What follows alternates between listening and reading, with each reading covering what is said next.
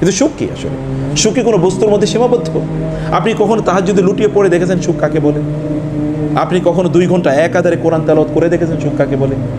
আপনি কখন আল্লাহর সামনে দুহাত তুলে কেঁদে বলেছেন সুখ কাকে বলে? কেঁদে আপনি কি কোনোদিন দেখেছেন যে সুখ কি? সুখ কি ম্যাটেরিয়াল পজিশনের মধ্যে আছে, নাকি সুখ যিনি আপনার অন্তরের মালিক? সুখ তো এটা শরীরের কোনো জিনিস না। এসির মধ্যে থাকলে যে আপনি সুখে থাকবেন, নট নেসেসারিলি। আপনি যদি সিংহাসনের মধ্যেও থাকেন, মোস্ট পাওয়ারফুল, প্রচণ্ড ক্ষমতাধর, তারপরে যে আপনি সুখী, এটা কে বলবে? যদি তাই হতো তাহলে তো ফেরাউনই সবচেয়ে বেশি সুখী থাকতো। ফেরাউন তো কেবলমাত্র স্বপ্নে দেখেছে অথবা আসমানি কিতাবগুলোতে সে শুনেছে, কারণ ওইখানে তো নবীরা ছিল, ইউসুফ আলাইহিস সালাম এবং তার পরবর্তী প্রজন্মে বহু নবী এ মিশরে ছিল। বংশ পরম্পরায় কোনোভাবে হয়তো ফেরাউন শুনেছে যে বনী ইসরাইলের মধ্যে এমন এক ব্যক্তির আগমন ঘটবে যার কারণে ফেরাউন যে রাজতন্ত্র যেটা ছিল এটা ধসে যাবে। সেই কারণে সে বনী ইসরাইলের ছেলেদেরকে মানে শিশুদেরকে হত্যা করা শুরু করে দিয়েছে। সে তো ওইখানেও থাকতে পারে না, সুখ কই? তা তো দিনেও ঘুম হয় না, রাতেও ঘুম হয়, দিনেও স্থিরতা নেই, রাতেও স্থিরতা নেই, কোনোভাবে সে থাকতে পারছে না। এবং আলটিমেটলি তাকে সে সমুদ্রে নিমজ্জিত হয়েছে। সে তো ভিন্ন কোর্স অফ অ্যাকশন একেবারেই গ্রহণ করে নাই। এবং এই কারণে আপনি এটা যে অর্জন করলে, যদি সম্পদের মালিক হলে অনেক কিছু হতো, তাহলে কারণই তো সবচেয়ে বেশি সুখী হতো, কিন্তু তা তো হতে পারে নাই। সম্পদ অথবা ক্ষমতা, আর যদি আপনি বলেন খুবই সুদর্শন হলে, একেবারে স্মার্ট বডি বিল্ডার, আপনি ফিজিক্যালি একেবারে নায়ক উচিত যদি আপনার চেহারা হয়, তাহলেও আপনি খুবই সুখী হবেন। যদি এটাই হতো, তাহলে আবু লাহাব কি ছিল? আবু লাহাবের নামই তো আগুন সুন্দর। লাহাব মানে হচ্ছে তার চেহারা দিকে তাকালে মনে হচ্ছে আগুন ঝরে, এত সুন্দর। কিন্তু সে আবু লাহাব কি? সায়াসলা নারান জাতা লাহাব, ও আগুন সুন্দর, ওই আগুনে তাকে নিক্ষিপ্ত হতে হবে। তাহলে মৌলিকভাবে আমরা যদি পারপাস যদি বলে যাই, তাইলে কেবল আমরা বিভিন্ন জিনিসের, এটা ওই ধরনের মানুষের মতো যারা যখন সমুদ্রে পড়ে যায় তখন তারা খড়কুটা ধরে তারা বাঁচতে চায়। আমরাও খড়কুটার মধ্যে আমাদের সুখ খোঁজার চেষ্টা করেছি। আমরা একেবারে ভাবিনি যে মহান আল্লাহ সুবহানাহু ওয়া তাআলা এর ভালোবাসায় আমাদের সুখ আছে। আপনি কোনোদিন আপনি আরব কবিরা অসাধারণ কথাবার্তা তারা বলতেন। ইমরুল কায়েসের নাম আপনারা শুনেছেন। তিনি ইমরুল কায়েস কবিতা বলছেন যে, মানে তার কবিতায় বলছেন, আমরু আলা দিয়ারি লায়লা ওকাব্বিলু জাল জিদারি ওয়াজাল জিদার। আমি লায়লার বাড়ির পাশে দিয়ে যাচ্ছিলাম এবং তার বিল্ডিং, তার ঘরের দেয়ালগুলোকে আমি চুম্বন করছিলাম। ওয়ামা হুব্বুদ দিয়ারি শাগাফাত কলবি। এই দেয়ালের ভালোবাসা আমাকে আকৃষ্ট আসলে করে নাই, আমি পাগল হয়ে যাই নাই। ওয়ালাকিন হুব্বুমান সাকানাত দিয়ার, বরং এই বাসায়, এই ঘরে যিনি বসবাস করতেন তার ভালোবাসা মূলত আমাকে পাগল বানিয়ে দিয়েছে।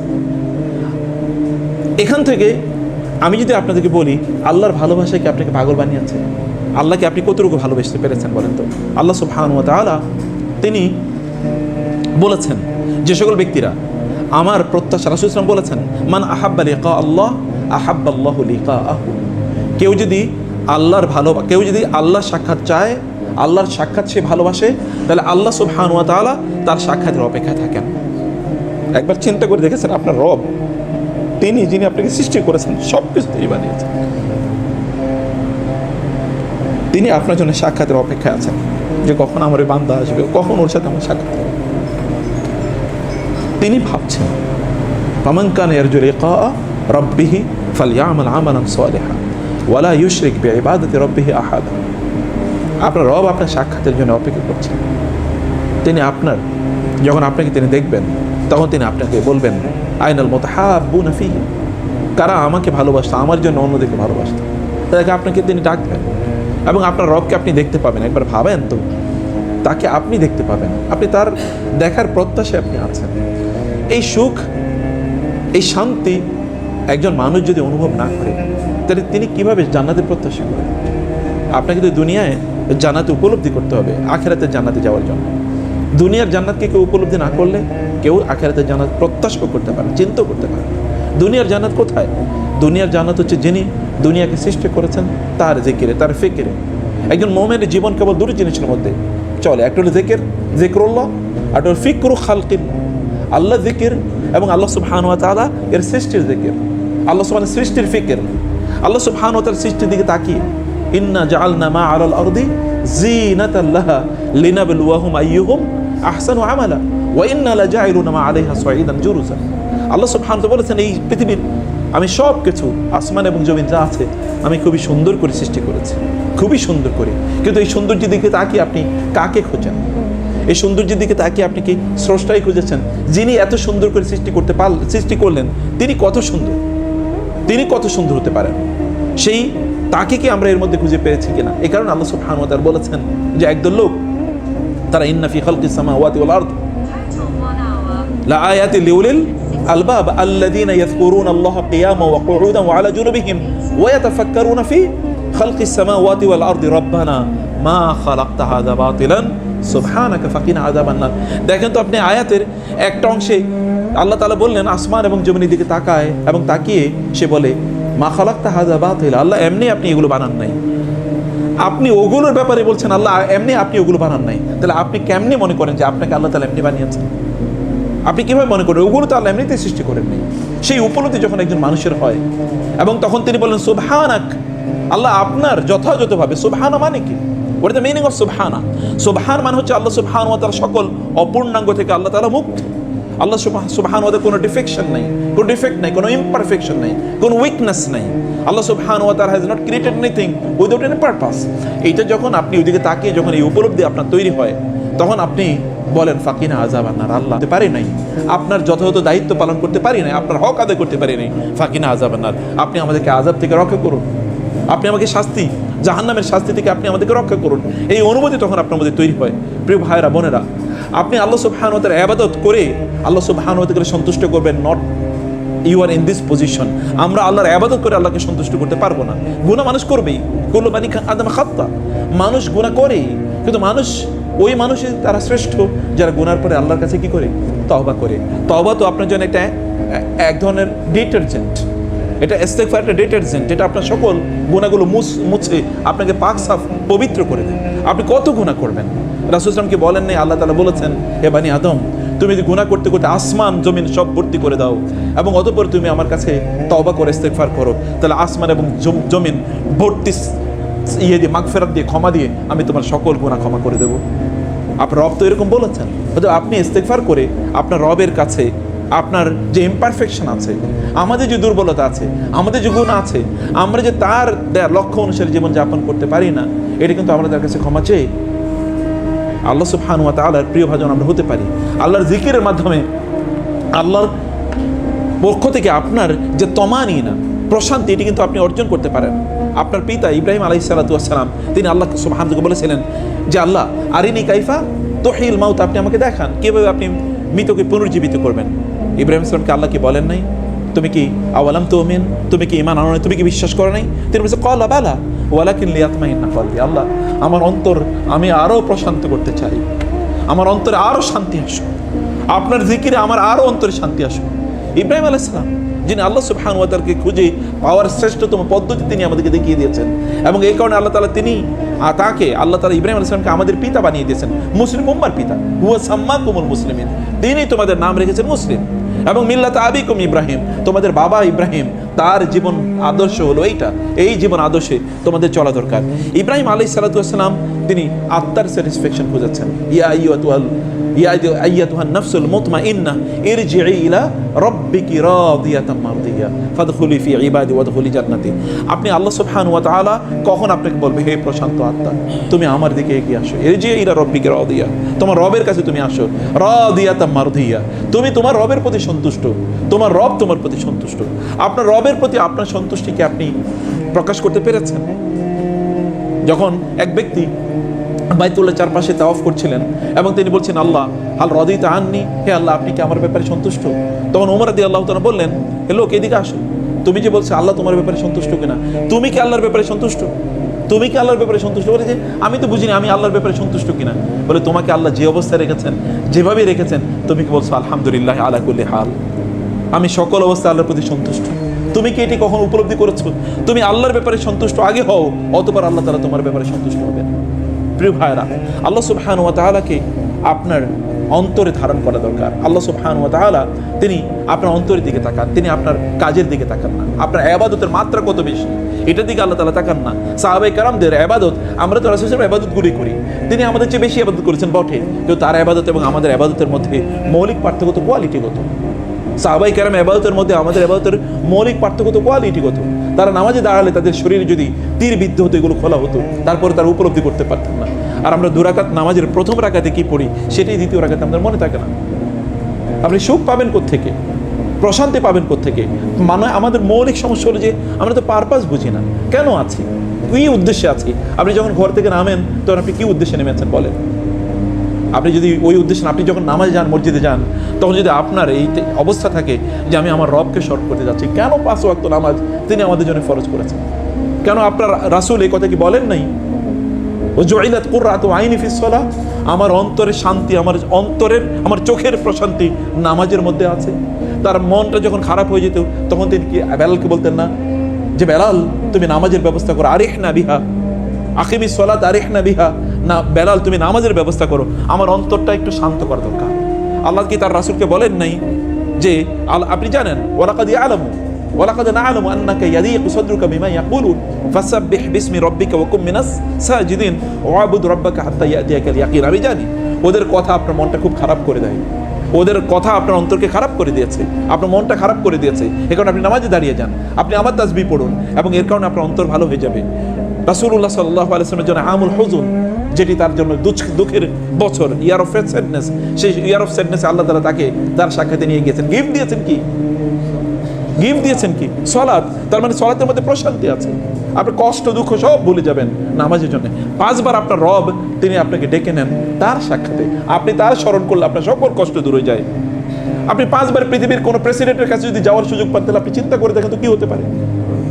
পৃথিবীর কোনো প্রেসিডেন্টের কাছে 5 বার আপনার অ্যাক্সেস আছে, কার অ্যাক্সেস আছে এরকম? আর আপনার প্রতিদিন তার সামনে দাঁড়ানোর অ্যাক্সেস আছে, এবং সেখানে আপনি যা বলেন তা তিনি মনোযোগ দিয়ে শোনেন। আল্লাহ রাসূল বলেছেন ইযা কামা আহাদুকুম ইলা সলাতি ফাইন্নাহু ইউনাজি রাব্বাহু আকরাবু মা ইয়াকুনুল আবদু মিনার রাব্বি ওয়া হুয়া সাজিদুন ফাআকসিরু ফিহি দুআ। যখন কোনো বান্দা নামাজে দাঁড়ায় তখন সে আল্লাহর সাথে কথা বলে। আপনি যখন বলেন, রাসূল সাল্লাল্লাহু আলাইহি ওয়াসাল্লাম বলেছেন, আল্লাহ তাআলা বলেন কাসামতু সলাতা বাইনি ওয়া বাইনা আবদি নিসফাইনি ওয়া লি আবদি মা সাআলা। আমার বান্দা যখন নামাজে দাঁড়ায় তখন আমি ওই নামাজকে তার মাঝে এবং আমার মাঝে অর্ধেক অর্ধেক ভাগ করে নেই, অর্ধেক ওর জন্য, বাকি অর্ধেক আমার জন্য। যখন আমার বান্দা বলে আলহামদুলিল্লাহ রাব্বিল আলামিন, তখন আমি বলি আমার বান্দা আমার প্রশংসা করেছে।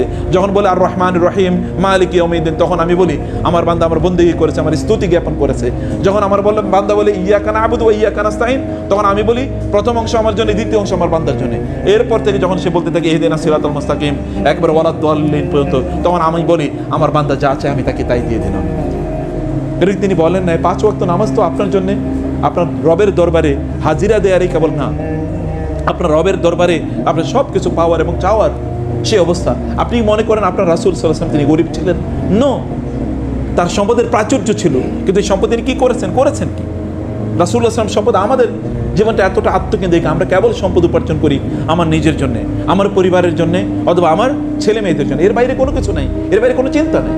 আপনি ডিগ্রি অর্জন করেন কেবল, তাইলে আপনার ইনকাম হবে অনেক বেশি, তাহলে আপনার পরিবার পরিজনকে আপনি সার্ভ করতে পারবেন, আপনার তখন স্যালারি বাড়বে, আপনার তখন ইনক্রিমেন্ট বাড়বে। বাট হোয়াট অ্যাবাউট ইউর মানে serving your creator and serving the creation of your creator? আপনার স্রষ্টাকে আপনি সেবা করবেন, স্রষ্টার সৃষ্টিকে আপনি সেবা করবেন, সেই বিষয় কই? সে মানসিকতা কোথায়? আপনি মানুষকে এমনিতে কোনো মানুষকে ডাক দিয়ে তার সেবা করে দেখেছেন যে সেখানে অন্তরের স্যাটিসফ্যাকশন, যা প্লেজার কেমন আসে? এটা কেবল আল্লাহর জন্য করেছেন, এটা করেই দেখুন না, এটা করেই দেখুন যে আপনার তখন পরিতৃপ্তিটার লেভেলটাকে, আপনি তখন পারপাসফুল লাইফ লিড করছেন। রাসূল ইসলাম বলেছেন, কোন একজন ব্যক্তি সকালবেলা যখন ঘুম থেকে উঠে এবং তার আখিরাত কেন্দ্রিক যদি তার আজকের জীবনটা সাজায়, আজকে আমি যা করব সব কাজ আখিরাত কেন্দ্রিক করব, যদি এটা এই ব্যক্তি করে, তাহলে আল্লাহ সুবহানাহু ওয়া তাআলা এই গোটা দুনিয়া ওই ব্যক্তির পেছনে ঘুরিয়ে দেন, গোটা দুনিয়া এবং ওই ব্যক্তির পেছনে ঘুরতে থাকে। রাসূল ইসলামের পেছনে কি ফেরেশতা এসে, আসমানে ফেরেশতা মানে পাহাড়ে ফেরেশতা এসে বলে নাই, জিবরিল এসে কি বলে নাই ইয়া রাসূলুল্লাহ আল্লাহ পাঠিয়েছেন আপনি আমাকে অনুমতি দিতে এই উহুদ পাহাড়কে আপনার জন্য স্বর্ণ বানিয়ে দেওয়ার জন্য? অথবা পাহাড়ের ফেরেশতাকে এসে বলেন নাই আল্লাহ পাঠিয়েছেন কাঁদো আল্লাহ পাঠিয়েছেন ইয়া রাসূলুল্লাহ আপনি কেবল অনুমতি দেন এই 2 পাহাড়কে এই জনপদের মানুষের উপর ছুঁড়ে মারি এবং তাদেরকে আল্লাহ তাআলা ধ্বংস করে দেবেন? রাসূলের কাছে কি অনুমতি নিয়ে আসেনি? পৃথিবীতে এর চেয়ে পাওয়ার আর কি আছে? যুদ্ধের ময়দানে তার জন্য ফেরেশতা আসেন না? 5000 ফেরেশতা এসেছেন, 3000 ফেরেশতা এসেছেন, ও জুনুদ আল্লাম তারাহা। আপনি দেখেন খন্দকের যুদ্ধে আল্লাহ পাঠিয়েছেন কি?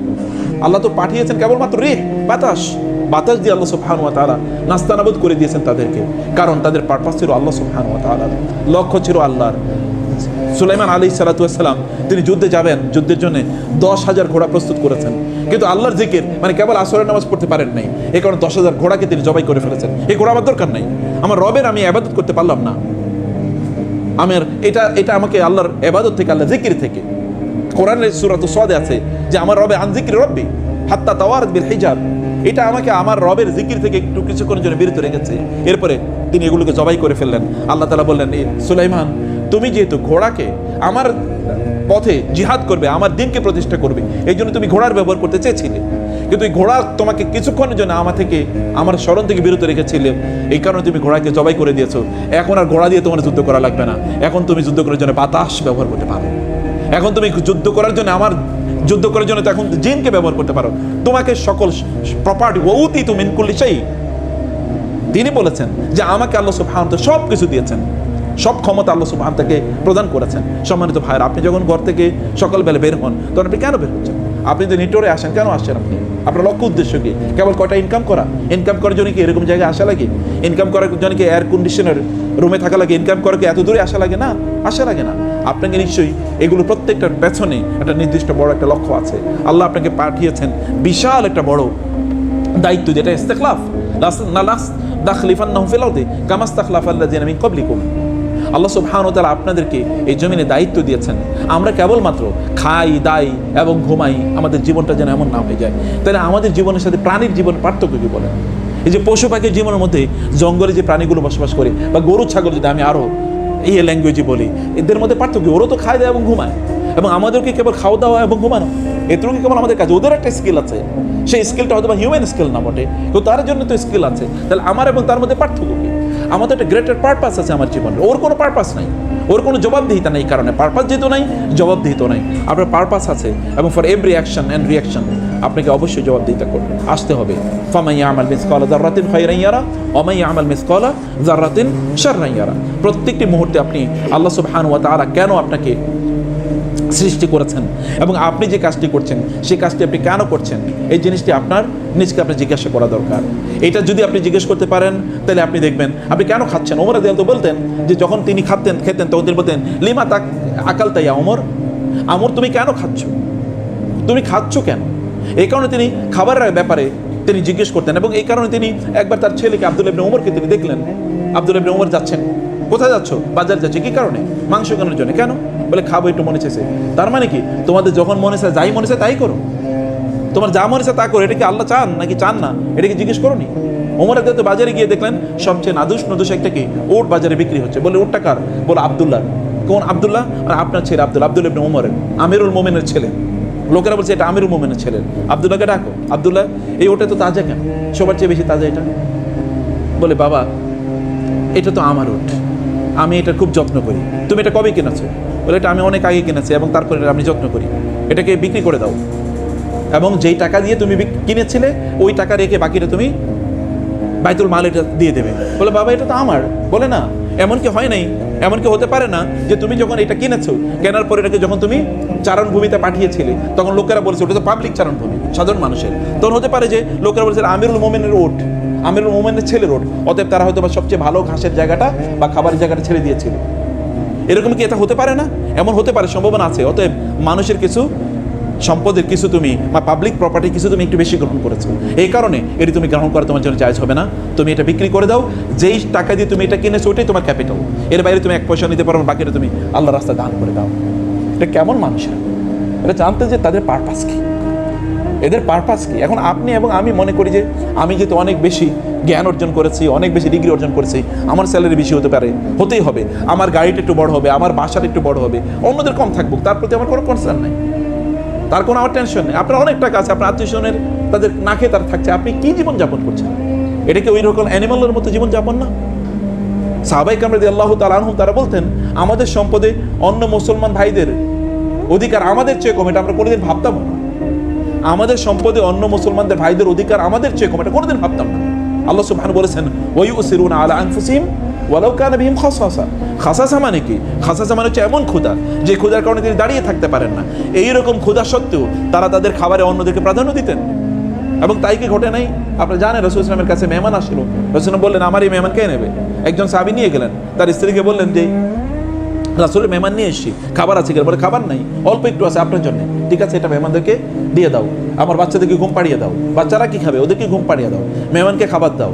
এবং তুমি মেহমানকে যখন খাবার দেবে তখন আলোটা নিভিয়ে দেবে, পাতিলগুলো কাছে নিয়ে আসবে, পাতিলগুলো টুংটাং করে আওয়াজ করবে, যেন মেহমান বুঝে যে আমরা খাচ্ছি, তাহলে মেহমান পরিতৃপ্ত করে খাবে। তারা না খেয়ে ঘুমিয়ে পড়লেন, এই পুরো পরিবার। সকালবেলা রাসূল বললেন ফজর নামাজের পর, ওই অমুক কই, এ তুমি এবং তোমার স্ত্রীর গতকালের আচরণ দেখে তো আল্লাহ হেসে দিয়েছে, আল্লাহ হেসে দিয়েছে তোমাদের আচরণ।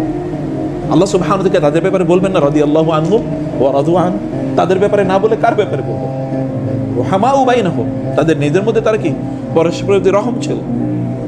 সীমাউ ফি উজুহিহিম মিন আসারিস সুজুদ, দিনের বেলা খাবার নাই, রাতের বেলা দাঁড়িয়ে থাকে নামাজের মধ্যে।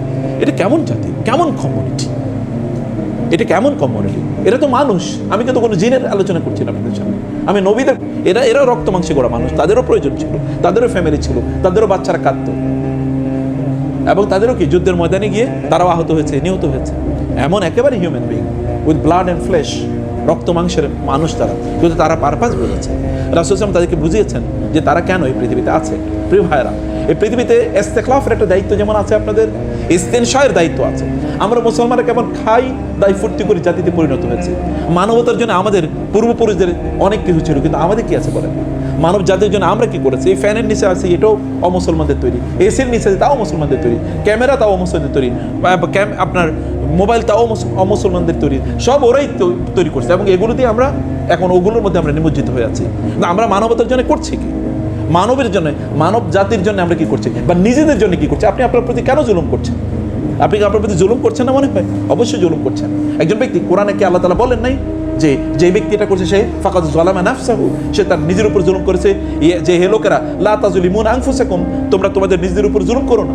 লা তাযলিমু আনফুসাকুম ওয়া মা যালামুনা ওয়ালাকিন কানু আনফুসাহুম ইয়াজলিমুন, তারা আমার উপর জুলুম করেনি, তারা বরং নিজের উপর জুলুম করেছে। ইউখাদিউনা আল্লাহু আল্লাযিনা আমানু ওয়া মা ইয়াখদাউনা ইল্লা আনফুসাহুম ওয়া মা ইয়াশউরুন, তারা নিজেদেরকে মূলত ধোঁকা দিচ্ছে। আল্লাহ বলছেন আপনি তো আল্লাহকে ধোঁকা দিচ্ছেন না, আপনি তো কিয়ামতের দিন যখন হাত্তা ইযা জা আহাদুহুমুল মাউত ক্বালা ইরজিউন ক্বালা রাব্বি ইরজিউন লাআল্লি আ'মালু সালিহান ফীমা তারাকতু কাল্লা ইন্নাহা কালিমাতুন হিয়া ক্বালিউহা ওয়া মিন ওয়ারাইহিম বারযাখুন ইলা ইয়াউমি ইউবআসুন। কিয়ামতের দিন আল্লাহ সুবহানাহু ওয়া তাআলা তিনি বলছেন, কিয়ামতের দিন লোকেরা যখন দেখবে পরিস্থিতি এরকম, তখন লোকেরা কি বলবে? তারা বলবে আল্লাহ রাব্বির জীবন আবার দুনিয়াতে পাঠান, লাআল্লি আ'মালু সালিহান, যেন আমি একটু ভালো কাজ করতে পারি। ফীমা তারাকতু, অতীতের জীবনে যা করে এসেছি এরকম আর করবো না, আমরা যেন একটু ভালো কাজ করতে পারি, আমাদেরকে আবার দুনিয়া পাঠান। আল্লাহ তাআলা বলছেন কাল্লা, না, নেভার, ইন্নাহা কালিমাতুন হুয়া কায়িলুহা, ও এরকম কথাই বলতো আগে। ওয়া মিন ওয়ারাইহিম বারযাখুন ইলা ইয়াউমি ইউবআসুন, কিয়ামত পর্যন্ত তাকে বারযাখে থাকতে হবে। এরপরে কিয়ামত, তারপরে তাকে ইয়াউমুল বাস। ইয়াউমুল বাস কি? ইয়াউমুল বাস কি? যেদিন আল্লাহ সুবহানাহু ওয়া তাআলা সবাইকে একত্রিত করবেন, এবং সেই দিন আপনি ইয়াউমা ইউরাদুনা আলান নার এবং ওয়াউরিদু আলা রাব্বিহিম সাফা লাকাদ জি'তুমুনা কামা খালাকনাকুম আউওয়ালা মাররা, আপনি সেই দিন আল্লাহ সুবহানাহু ওয়া তাআলার কাছে একাকী উপস্থিত হবেন, এবং আপনার সকল কাজের জন্য আপনাকে জবাবদিহি করতে হবে। ইয়াউমা ইয়াফিরুল মারউ মিন আখি ফালা আনসাবা বাইনাহুম ইয়াউমাইযিন ওয়া লা ইয়াতাসাআলুন, সেদিন কোনো আত্মীয়তার বন্ধন, কোনো বন্ধুত্ব, কোনো কিছু কাজে লাগবে না। লা খুল্লাতুন ওয়ালা শাফাআ, সেদিন কোনো বন্ধুত্ব, এমনকি কোনো সুপারিশ কাজে লাগবে না। নবীরা পর্যন্ত বলতে থাকবে নাফসি নাফসি। সেদিন আপনি কি অবস্থা থাকবেন? সেদিন কেবল আপনি বলবেন আমি আমার নিজের উপর জুলুম করেছিলাম, আমি অন্যায় করেছিলাম, আমি ভুল করেছিলাম, আমাকে আবার দুনিয়াতে পাঠানো হোক। কিন্তু আবার দুনিয়াতে পাঠানোর কোনো সুযোগ নেই। সেদিন আপনার চূড়ান্ত হিসাব নিকাশ সেদিন সংগঠিত হবে। সেদিন আপনি বুঝবেন আমি জুলুম করেছিলাম নিজের উপর। অথবা নিজের উপর কেন আপনি জুলুম করবেন?